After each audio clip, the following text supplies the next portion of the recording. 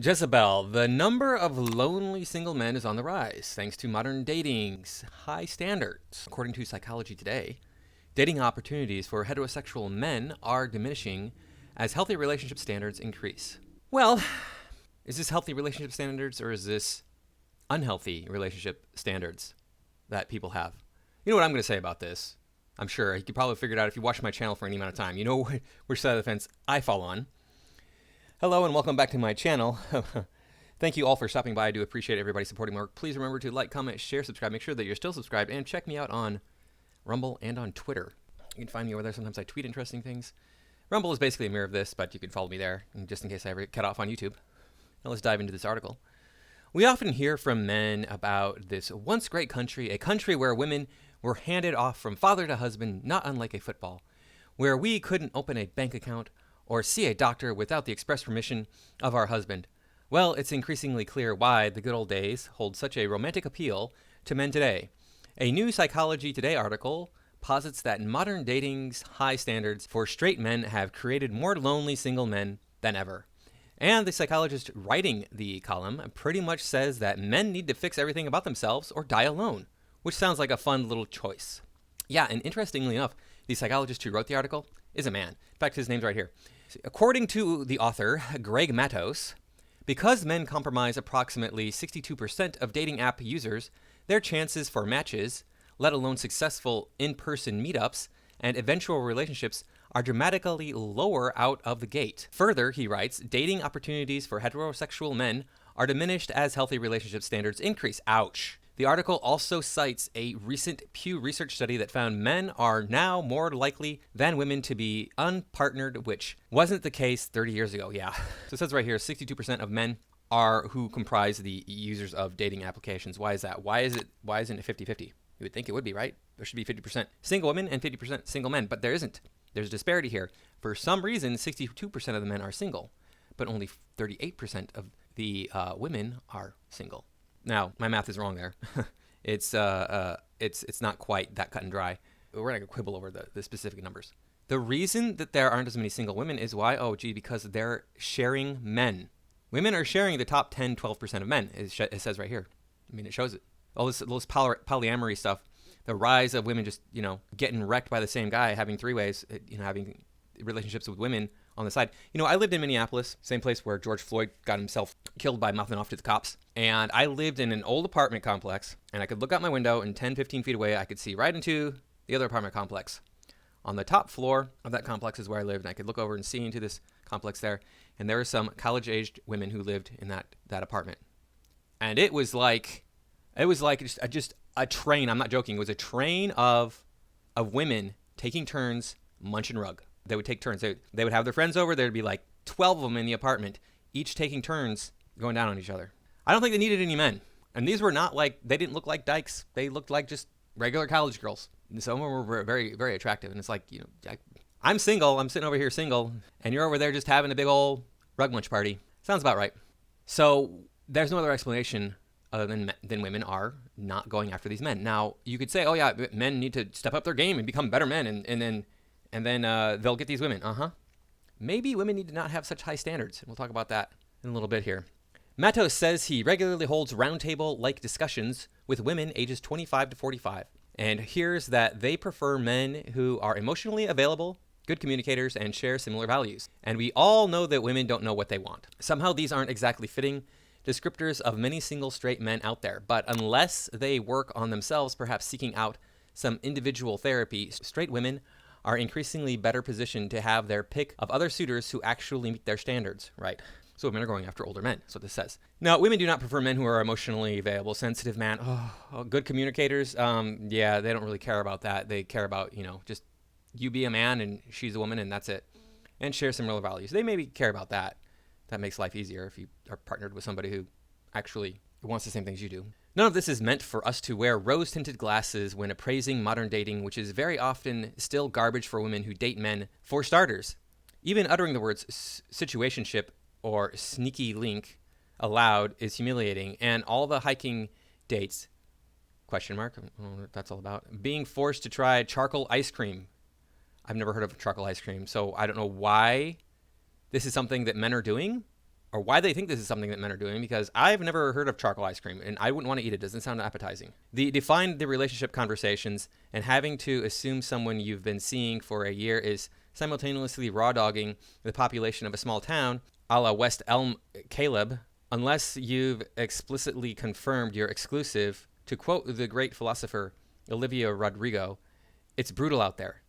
Dating is hard for everybody. I'm not going to deny that women don't actually have it super easy. I mean, they have it way easier than men do, but I mean, there's still a lot of trash out there to be found in the dating world. The knowledge that single straight men are running out of options unless they acquire the skills to be in healthy and supportive relationships is validating. For women it is. But it also comes with its own set of concerns. Growing numbers of lonely single men absolutely sound like a recipe for more self-victimizing incels, more anti-feminist backlash, and more heated discussions on internet message boards that all too often breed violence. Ours is, after all, still a patriarchal society. Roe versus Wade was overturned less than 2 months ago. Okay, it was not overturned. It was just taken away from being a constitutional right, from a national right. It was left to the states. If you women think this is a patriarchy because of that, that's not what being a patriarchy is. Furthermore, the states that don't want you to do this are trying to protect children. They think children are as viable and important as adults, and they should have all the same rights to life as adults do. It's not about you not being able to choose to abort your child. It's about saving the life of the child. And now, by the way, just to be clear, I'm not stating my opinion or my interest in the subject matter. Just putting that out there. That's what I see this being. All but reducing women and pregnant people to incubators. Yeah, that's what it does. It makes you incubators. Well, you should be focusing on having children. That's your responsibility as a human being. Shortly before then, a very public celebrity trial callously reminded domestic violence victims how much the world loathes them. You're talking about Amber Heard. Amber Heard, who was actually the abuser in that trial. It came out very clearly that it was Amber Heard, you imbecile. But one right we haven't lost is the right to swipe left on as many emotionally unintelligent men as we please, and according to Psychology Today, still have the upper hand in the whole numbers game thing. If for one, plan to use that right to the fullest. It's not a right, that's a privilege that you have acquired. Let's take a look down here at some of these comments. There's a lot of comments on here. There are 286 comments, and they're all like this. They're all super freaking long. None of them are like short. So I didn't read through all of them, but there's a lot of crazy, cringy stuff on here that is just, I don't even know. This is Kylie Chung. She calls herself Queef Queef. This is why it always cracks me up when manosphere guys try to use fear tactics on women and tell us we're useless without a man and need to lock one down quickly before we hit the wall. It's such obvious fear-based projection. Finding a man is as easy as falling off a chair for most women. Men are the ones in constant danger of dying alone and unloved if they don't get their shit together. Okay, so you actually just shot yourself in the foot here. Finding a man is as easy as falling off a chair. Really? Well, why are you on dating sites? Why are you on dating apps at all? Like you said, it's as easy as falling off a chair. So that shows you right there that men are struggling to get women. And why is it the men are struggling to get women? It's because women are picky. And yes, once you do hit the wall, you start losing value to men. This has been well documented. I don't know what you're on about, imbecile. Finding man is as easy as falling out of a chair for most women. Roger Chan replies to Queef Queef. I'm a man, and that seems very accurate. That is why I never liked it when women would say they are held to unattainable standards of beauty. Exactly. It definitely is not men holding women to any such standards. The standard Jezebel reply is that it doesn't matter how many men desire a woman if she feels that way because of oppressive beauty standards from the media. I cannot bring myself to care. I haven't read a woman say that women are held to such standards in a long time, perhaps because that truly cannot be justified anymore. Do men really say that women are useless without a man? I find that also to be unjustifiable. Yeah, I've never heard a man say a woman is useless, or yeah, I've never heard anybody say a woman is useless without a man. Snide replied to Queef Queef. Snidomite. So ironic. When I dated, I could have gone on first dates every night of the week for a month if I wanted to. But finding a guy who wrote something of substance in his profile, demonstrated to me he read what I wrote, wasn't angry at life, had decent and recent pictures, and showed he had a functioning brain, that's the greater challenge. I roll my eyes when guys bitch we have all the power in dating. Sure, if I was standing in a sea of turds and I could have any turd I wanted, I'd be sitting pretty too. But I don't want a turd. Okay, here's your problem right now. You think men are turds. I bet you were still going on dates with them, weren't you? Just encouraging that behavior, right? Now, when I was on online dating sites, I was on them for years, by the way. I always read the profiles that I approached. I always wrote something substantive in my profile that was interesting about me, things about me, who I am, and what I wanted. I always had, well, not always. At the end, I stopped putting up pictures, and that kills it right there. Out of the years that I was on dating sites, I got 2 dates altogether. Just 2. Neither one of them went anywhere. The one seemed to be all right. I thought it was an all right date, but the other one, I was obviously like not in a good place when I went on that date. Yeah, see, you think that men are turds. That's your problem. The thing that held me back, I think, in online dating, because it's so easy for women to look at my profile and go, no, next, because I'm short. They don't want a short man. The few women out there who would be willing to date a short man, they get their pick of the litter, because it's like, oh, I don't care how tall you are so much. I just care about who you are as a person or whatever. Well, I want to talk about this, the original article. Let's take a look at that, because I think that will be interesting for us here. The rise of lonely single men. Men need to address their deficits to meet healthier relationship expectations. Key points. Dating opportunities for heterosexual men are diminishing as relationship standards rise. Relationship standards rise because women expect a man to make the same amount of money of them or more money than they do. And young women especially are making more money than the average young man. Men represent approximately 62% of dating app users, lowering their chances for matches. Men need to address skills deficit to meet healthier relationship expectations. It's not healthier relationship expectations, it's unhealthy expectations from women. Women expect the man to be 6 feet tall, have 6-pack abs, have 6-figure income, have at least 6 inches in the pants. Need I go on? They also want to have a sense of style, a nice car, live in a nice neighborhood, know exactly what to say, when to say it, et cetera, et cetera. The list is impossibly long. Take it away, Rebecca Pope. The female list would be like a laundry list of things that came down to height, income. Of course, nobody wants to seem shallow, so they don't want to come right out and talk about what kind of car you drive, what part of town do you live in, what do you do for a living. But if you kind of take it in its entirety, it is pretty shallow in some ways, right? Because it's so specific to the point that, women in their list, they don't realize you're talking about like not even 1% of the male population. How long we been saying this? Right. We've been saying this for a while. And I tend to be kind of like, it was like, where am I going to find these dudes? And then she's maybe a solid 6. And you're talking about a man who's a 10 plus, right? Top shelf dude. And so it's kind of like women, I think a lot of the time don't realize their expectations are so ridiculous just because the average guy, just your average guy is not 80% of those things. And so I put a lot of those stats in my book, my Love and Dating book. I put a lot of the stats around height, income, bachelor's degrees, master's degrees.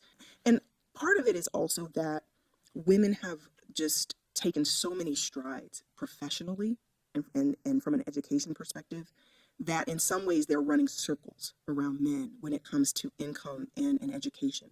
And research shows that men and women tend to date on their level. They want to date someone who looks compatible to them even on paper. Yeah. So if you've got a woman with a master's degree or a doctorate, she wants to marry someone who's a doctorate, master's, or a doctorate. A lot has changed in the 21st century, right? So this is where we see the disconnect. A man's list men haven't really changed that much. It's women who have changed. A man's basic needs around his emotional needs being met and needing to feel like the man, in other words, how a woman makes him feel is like so high up on that list. And then sexual attraction. I mean, literally it's men I knew, architects, lawyers, and they're dating the serial college student. She didn't even have an income, right? She lives with 3 other girls. They're dating the bank tellers. They're dating the waitress. You know what I mean? And I would be like, you're making all this money. You're an architect. They don't care. If she's sexy, if she's pretty, if they have good conversation, if she makes them feel good, they're like, winning, I'm winning, But women, that laundry list just rolls out, right? Men, and they don't understand, men don't have that. It's not as complicated for men. And men get upset when I say men are simple. And it's like, I don't even say anything to people on my YouTube when men are saying, we're not simple. You make it sound like we're Neanderthals. We are simple. But men simple. are so Very much binary. more simple than women. Women, it's much more complicated. As women continue to go up, up, up. Their standards and expectations go up, up, up, right? Because those are the women who are going to be hiring matchmakers. You're talking about that lawyer or that doctor or that woman who's got those degrees, that money, and all of that drives ego.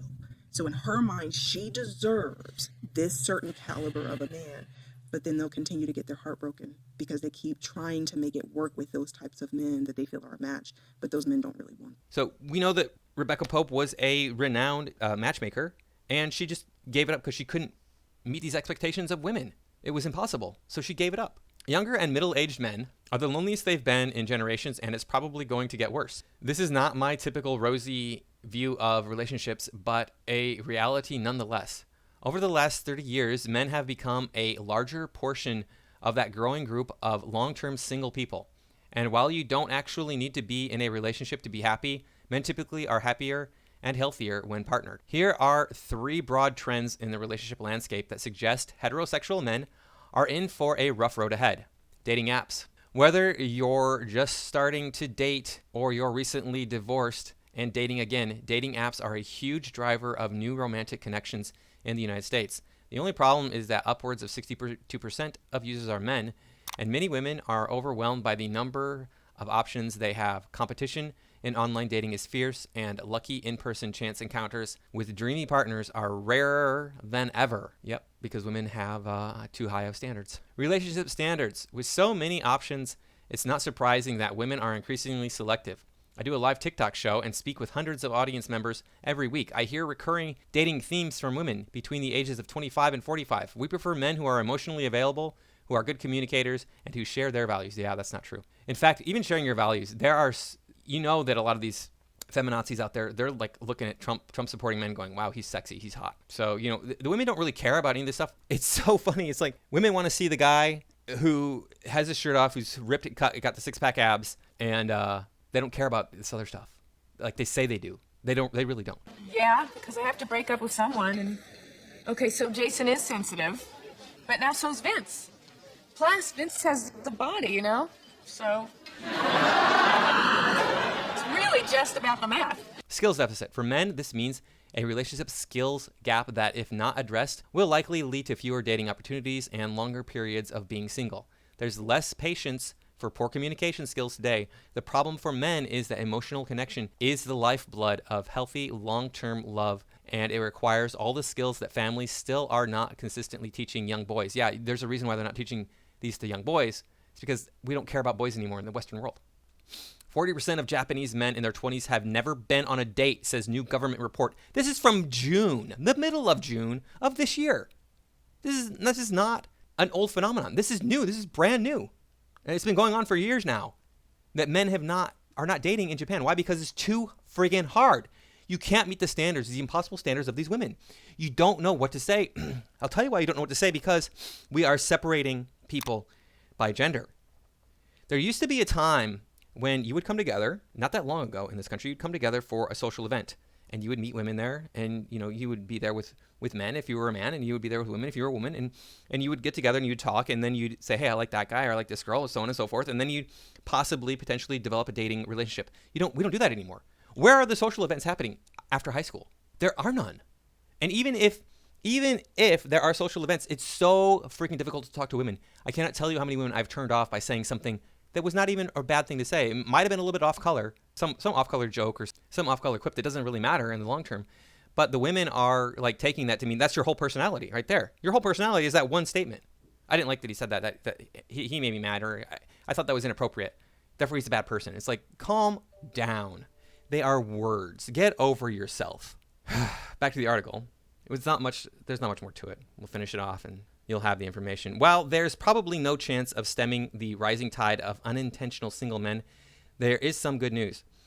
The algorithms are becoming increasingly more complex on dating apps and other online platforms. One result is that great matches are on the rise. One dating app, Hinge, found through beta trials that 90% of users rated their first date positively, and 72% indicated that they wanted a second date. Yeah, and those are probably all the men. The women didn't want any of that noise. How can men reap the benefit of the algorithms?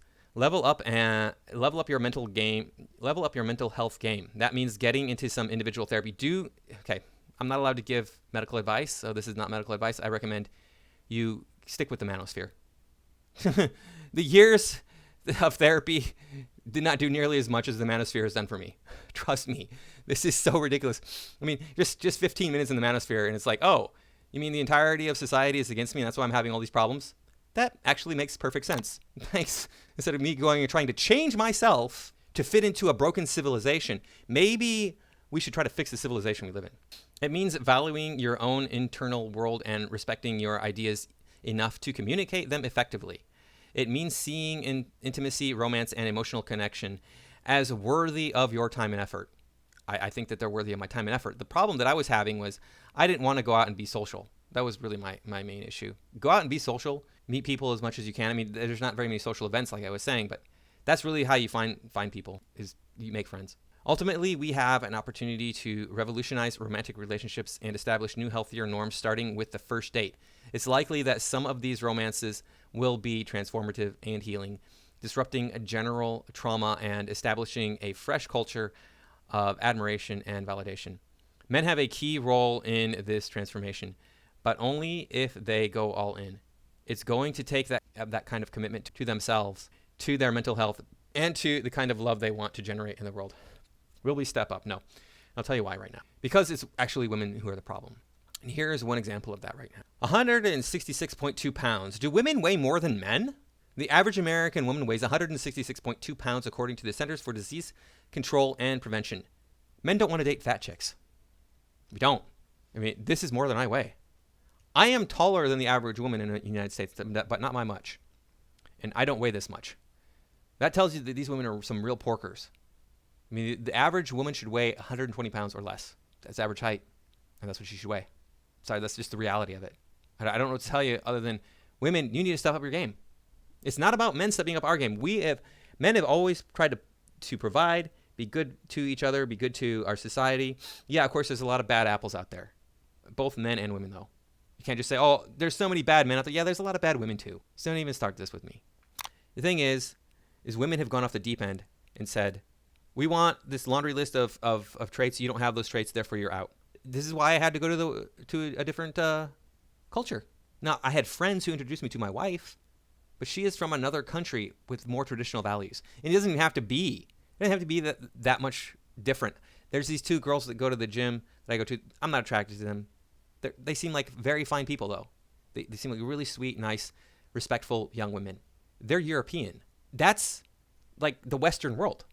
So it's just like America has really lost its way. The other countries have too. I'm not saying it's exclusively America. I mean, I'm sure the people in Australia are like just freaking yelling at the screen right now going, you don't know, Australia's just as bad. I'm sure it is. I'm sure that Canada's pretty bad. I'm sure that Japan's bad. I'm sure that England is bad. And lots of other places are bad. But you got to find, these women who are going to be good to you in spite of the indoctrination of feminism in the Western world. And we need to get back to traditional values and stop this whole no-fault divorce. Women don't have to step up and be have a specific role. We've said, oh, women can just do whatever. It's no responsibility. Women can do whatever. It's a whole bunch of garbage because a woman wants to marry a man who makes more money than she does, even if she makes $1 million a year. Oh, I gotta find a man who makes $2 million a year. How many men make $2 million a year? Not very many. Not a huge percentage of the population will ever see that much money in their lifetime.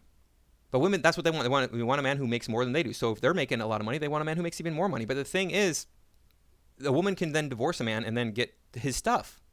And if you think, oh, it's just the stuff that they make together. No, it's not. I know a guy who got divorced and he had this expensive camera equipment that he really loved.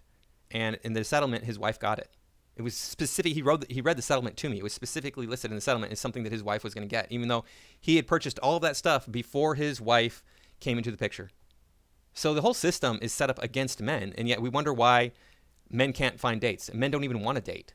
It's ridiculous. These people need to pull their heads out of their asses and look around and go, look, hey, it's actually the system is against men. That's what's going on here. Beating my head against the wall for years in therapy and got very little out of it because the problem is not me. The problem is it's a sick society saying that I'm wrong because I want a woman who's going to support me and love me. Oh, what a concept. Anyway, that's all I got for this time. I will see you all in the next video.